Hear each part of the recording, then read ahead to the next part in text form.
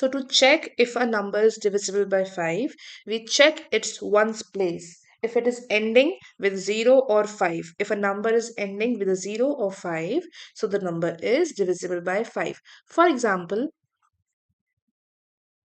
6725, 6725. It is ending with the 5.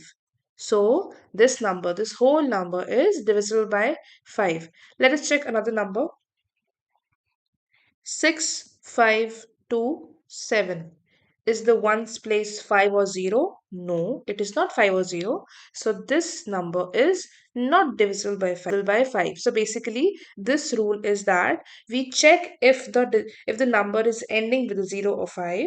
So let me write the divisibility rule of 10. It ends with a 0. It ends with either a 0 or a 5.